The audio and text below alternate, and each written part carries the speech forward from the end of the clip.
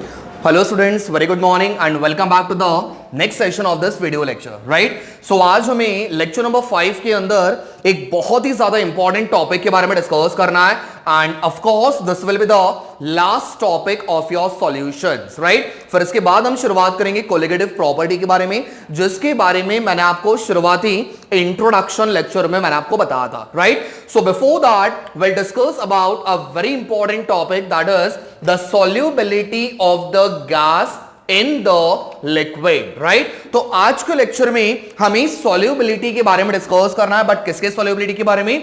तो gases के solubility के बारे में, वो भी आपने dissolve किसमें किया हुआ है, that is I mean soluble किसमें हुआ है, so that is in the liquid। बराबर, तो जब आप कोई भी गैस को जब आप लिक्विड में डिसॉल्व करते हो या फिर जब आप उसको सोल्यूबल करने की कोशिश करते हो, तो what are the factors that are important in this solubility, उसके बारे में आज के लेक्चर में हम डिस्कस करेंगे। करेक्ट?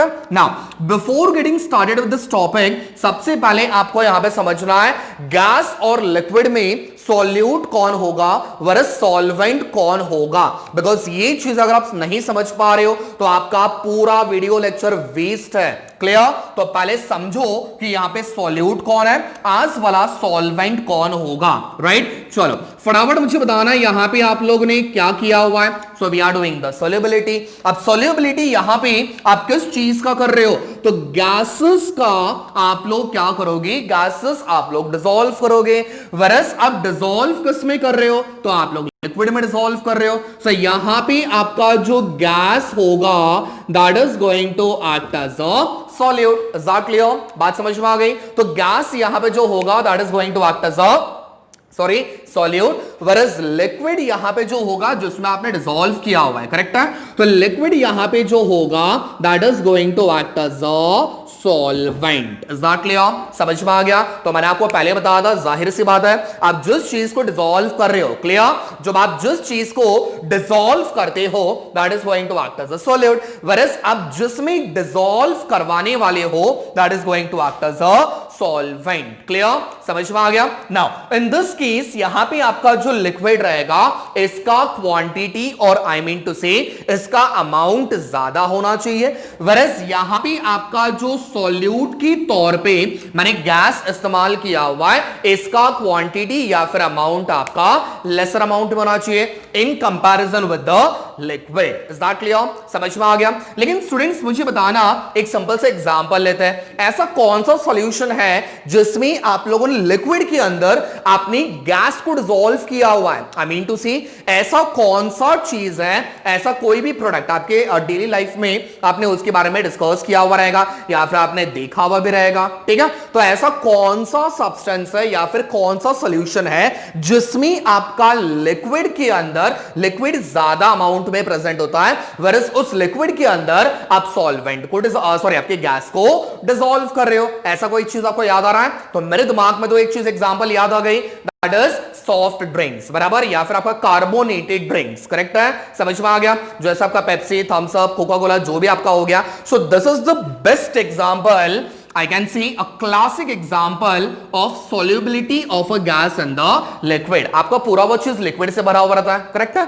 बट उस लिक्विड के अंदर आप क्या करते हो, कार्बन डाइऑक्साइड वाली गैस आप लोग उसके अंदर फिलअप करते हो, तो that is a carbonated drinks. Clear? समझ में आ गया? तो आपने गैस को क्या किया, उस कार्बन डाइऑक्साइड वाले गैस को आपने क्या किया, उस लिक्विड के अंदर डिसॉल्व किया, तो गैस कैसा बनेगा, that is going to act as a solute, और लिक्विड कैसा बनेगा, that is going to act as a solvent. तो यहां पे एग्जांपल के तौर पे अगर आपको याद रखना होगा तो we can have an example of a carbonated drinks. Clear?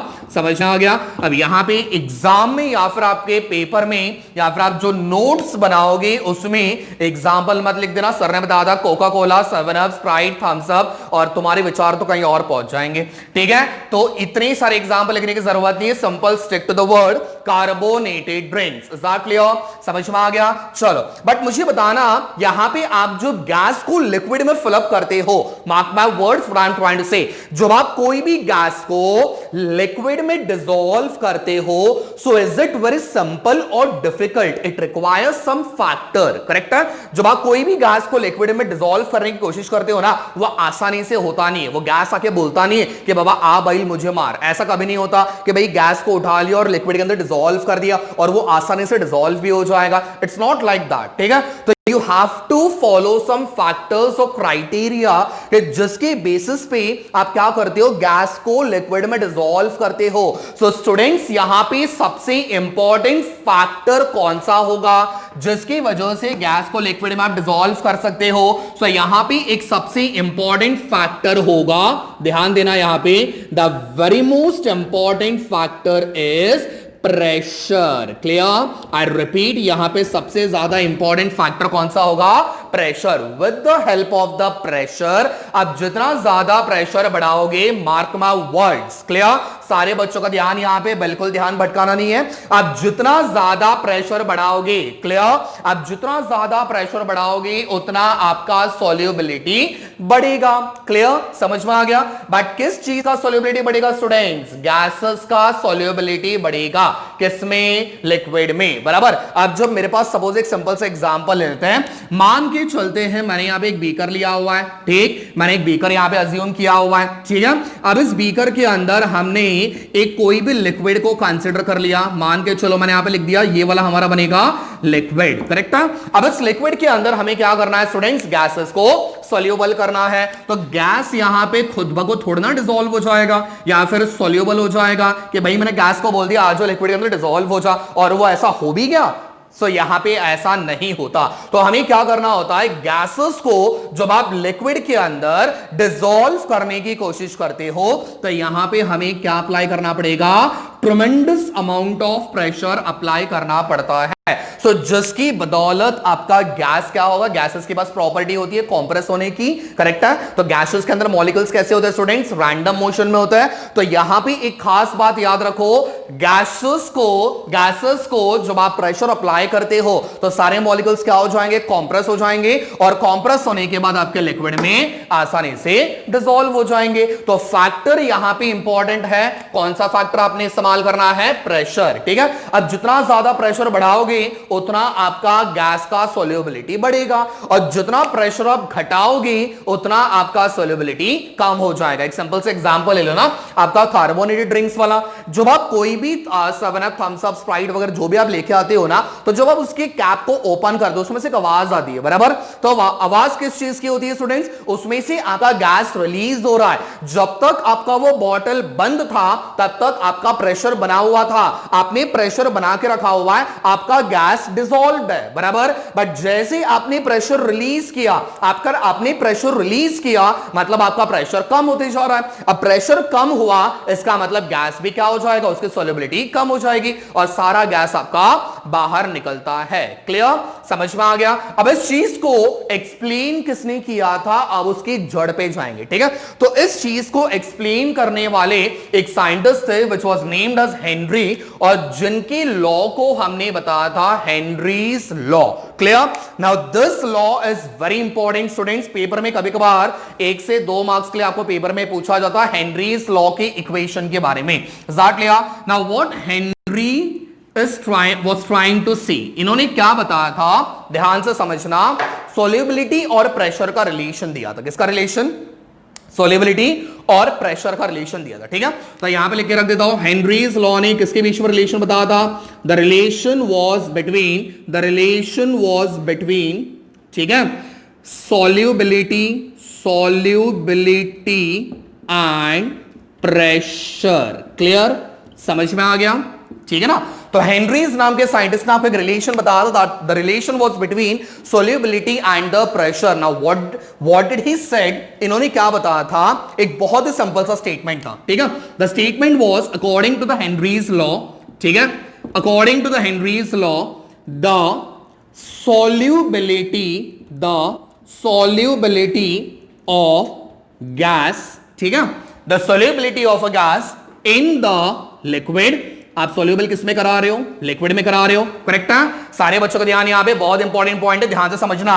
The solubility of a gas in the liquid, correct है, is directly proportional, is directly proportional to the, किसको? Directly proportional to the pressure जो आप लोग apply करने वाले हो। Is clear? समझ में आ गया? बहुत सिंपल स्टेटमेंट था। तो मुझे बताओ यहां पे सोल्यूबिलिटी एक इंपॉर्टेंट फैक्टर है, ठीक है? किस चीज का सोल्यूबिलिटी? तो गैस का सोल्यूबिलिटी किसके अंदर? लिक्विड के अंदर। कैसा होगा? डायरेक्टली प्रोपोर्शनल, किस चीज को?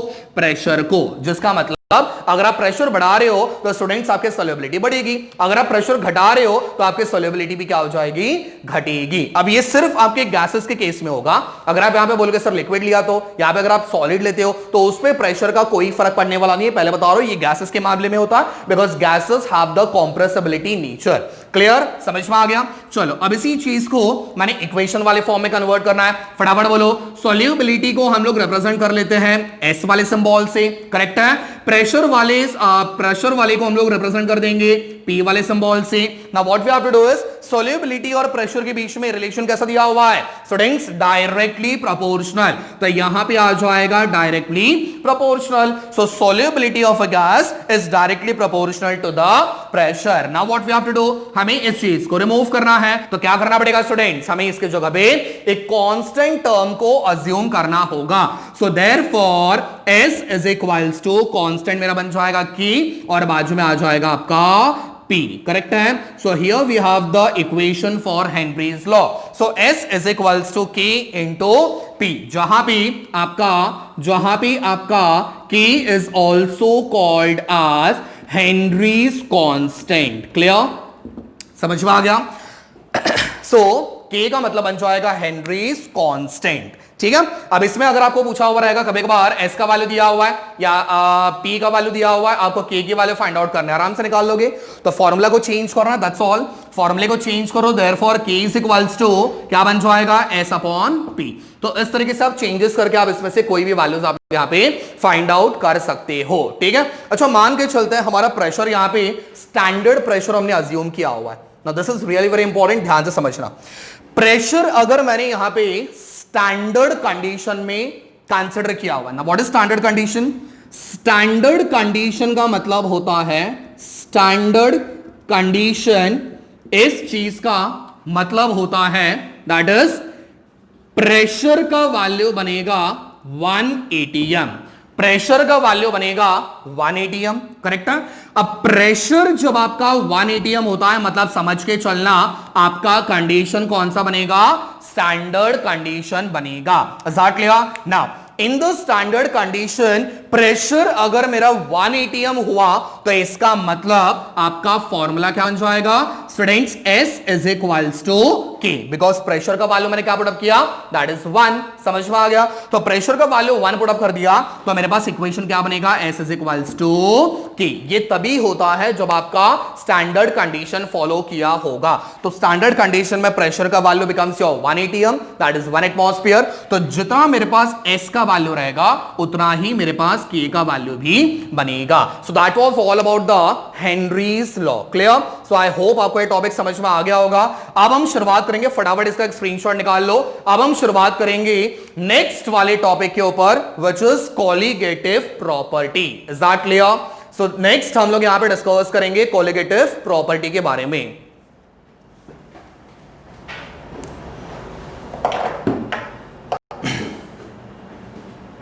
ओके सो स्टूडेंट्स, अब हम शुरुआत करेंगे नेक्स्ट वाले टॉपिक के बारे में, which is colligative property.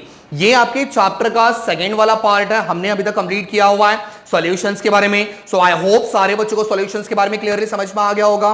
But still अगर कोई भी टॉपिक में डाउट होगा तो प्लीज आप उस वीडियो लेक्चर के नीचे कमेंट सेक्शन में आप मेंशन जरूर कर देना, ठीक है? तो अब हम बढ़ेंगे दूसरी वाले पार्ट के ऊपर, which is colligative property, right? Now सबसे पहली चीज, बहुत सारे बच्चों को कॉन्सेप्ट क्लियर नहीं होता कि कोलिगेटिव प्रॉपर्टी एग्जैक्टली क्या होती है। ठीक है, मैंने अभी 4 नाम यहां पे लिख के दिया हुआ है, ये सारे के सारे कोलिगेटिव प्रॉपर्टीज है, बट ये चीज आपको तभी समझ में आएंगी जब आप सबसे पहले समझोगे कोलिगेटिव प्रॉपर्टी एग्जैक्टली क्या होता है। करेक्ट है, इसीलिए प्लीज वीडियो को स्किप मत करो, तो क्योंकि बीच में जब आप स्किप करते हो ना तो उसमें ये बहुत सारे इंपॉर्टेंट टॉपिक्स आप लोग भूल जा रहे हो। ठीक है, तो उस चीज के बारे में भी समझो। तो सबसे पहले स्टडी करेंगे कोलिगेटिव प्रॉपर्टी एग्जैक्टली क्या होता है। ठीक है, नाउ कुछ ऐसी प्रॉपर्टीज जो डिपेंड होते हैं, which depends on the number of moles of solute and not on the nature of the solute। Correct है, अब जिसको ये समझ में आ गया बेटा कोलिगेटिव प्रॉपर्टी के ना आधे कॉन्सेप्ट्स आपके यहां पे क्लियर हो गए। ठीक है, बिकॉज बाकी बच्चा होगा इसका हम लोग कंप्लीट करेंगे ना, तो हाफ कॉन्सेप्ट आपका यहीं पे क्लियर हो गया। 50% मान के चलो आपने कोलिगेटिव प्रॉपर्टी यहीं पे कंप्लीट कर दिया, बाकी 50% मेरे भरोसे पे छोड़ दो, ये 4 टॉपिक्स हम लोगों ने कंप्लीट कर रहे हैं। ठीक है, सो कोलिगेटिव प्रॉपर्टी कुछ ऐसी प्रॉपर्टीज होती है जो सिर्फ डिपेंड होती है number of moles of solute के ऊपर, ना कि उस सॉल्यूट के नेचर के ऊपर। I tell you how. ठीक है, number of moles of solute and not on the nature of the solute. जैसे मुझे बताना है, यहां पे मैंने 4 कोलिगेटिव प्रॉपर्टी के बारे में दिया हुआ है। ठीक है, पहला कोलिगेटिव प्रॉपर्टी कौन सा? Relative lowering of vapour pressure. कौन सा? Relative lowering of vapour pressure. ठीक है, सेकंड हमारे पास दिया हुआ है elevation of boiling point, sorry third मेरे पास दिया हुआ है depression of freezing point, and fourth हमारे पास दिया हुआ है osmotic pressure. So this are the 4 different colligative property. अब जब आप कोई भी कोलिगेटिव प्रॉपर्टी के बारे में डिस्कस करते हो ना, इसमें से कोई भी कोलिगेटिव प्रॉपर्टी आप ले लो, कोई भी रिलेटिव वाला ले लो, एलिवेशन वाला, डिप्रेशन वाला, ऑस्मोटिक प्रेशर वाला, कोई भी कोलिगेटिव प्रॉपर्टी ले लो। अब ये सारे के सारे कोलिगेटिव प्रॉपर्टी जो होता है ये सिर्फ और सिर्फ number of moles of solute के ऊपर डिपेंडेंट होते हैं। बात समझ के चलो मैं क्या बोल रहा हूं। अगर मैंने नंबर ऑफ मोल्स को बढ़ाया, क्लियर, समझ में आ गया, मैंने नंबर ऑफ मोल्स को बढ़ाया तो बेटा आपके कोलिगेटिव प्रॉपर्टी के वैल्यूज भी बढ़ेंगे। अब चाहे वो कोई भी होने दो, आपका रिलेटिव वाला होने दो, या फिर आपका एलिवेशन वाला होने दो, या फिर आपका डिप्रेशन वाला होने दो, या फिर आपका ऑस्मोटिक प्रेशर वाला होने दो। जब आप number of moles of solute बढ़ा रहे हो स्टूडेंट्स, तो आपका कोलिगेटिव प्रॉपर्टी का वैल्यू भी बढ़ेगा। क्लियर? अब मैंने ये नहीं बोला आपको कि depending on the nature of the solute, अब वो सॉल्यूट कैसा है, छोटा है, बड़ा है, उसका रंग अलग है, उसका कलर डिफरेंस है, तो इसके ऊपर कभी भी वो डिपेंडेंट नहीं होता। सॉल्यूट कैसा भी होने दो, सॉल्यूट कोई भी होने दो, लेकिन आपका डिपेंड किसके ऊपर करेगा? That is number of moles of solute के ऊपर डिपेंड करेगा। अगर मैंने नंबर ऑफ मोल्स को बढ़ाया, मेरे पास 1 था, मैं 1 से 2 पे चला गया, मैं 2 से 3 पे चला गया, तो जब आप number of moles of solute बढ़ाते हो, इसका मतलब आपका कोलिगेटिव प्रॉपर्टी का वैल्यू भी बढ़ेगा। सो ये उसके ऊपर डिपेंडेंट होता है। So it depends on the number of moles of solute rather than depending on the nature of the solute. Solute कैसा भी होने दो यार, मुझे थोड़ा ना फर्क पड़ने वाला सॉल्यूट कैसा है, सॉल्यूट छोटा है, बड़ा है, सॉल्यूट कहीं से आया हुआ है, ये यहां से आया हुआ है, उसके ऊपर हमें डिपेंड नहीं रहना है। हमें डिपेंड किसके ऊपर रहना है? Number of moles of solute. Clear? समझ में आ गया? तो ये 4 कोलिगेटिव प्रॉपर्टीज आपकी इस चैप्टर के बहुत ज्यादा इंपॉर्टेंट टॉपिक है, मान के चलते आपके लाइफ के इंपॉर्टेंट टॉपिक्स है, बिकॉज इसमें इतने सारे डेरिवेशंस है, वो डेरिवेशंस आपके पेपर में गारंटेड, मैं तो सीरियसली मैं आपको बोल रहा हूं 101% गारंटेड आपके डेरिवेशन इसमें से आएंगे, मतलब आएंगे। सो जितने थरोली आप इसको स्टडी कर सकते हो, जितना थरोली आप इसको ध्यान में रख सकते हो, उतनी चीजों को समझो। आजाद क्लियर? तो आज हम लोग यहीं पे स्टॉप करेंगे। नेक्स्ट वाले वीडियो लेक्चर में हम क्या करेंगे? सबसे पहले शुरुआत करेंगे relative lowering of vapour pressure वाले टॉपिक से। अगर मैंने आज ही पढ़ा दिया तो बेटा वो फिर बाद में बहुत जम्बलिंग हो जाएगा, बहुत सारे कंफ्यूजन हो जाएंगे, तो धीरे धीरे जाएंगे। तो नेक्स्ट वाले वीडियो लेक्चर में हम कोलिगेटिव प्रॉपर्टीज के बारे में शुरुआत करने वाले हैं। आजाद क्लियर? स्टिल अगर यहां तक किसी को कुछ डाउट्स रहेंगे तो आप प्लीज पूछ लेना, ठीक है? तो मिलते हैं नेक्स्ट वाले वीडियो में। Thank you so much, stay tuned for the next video.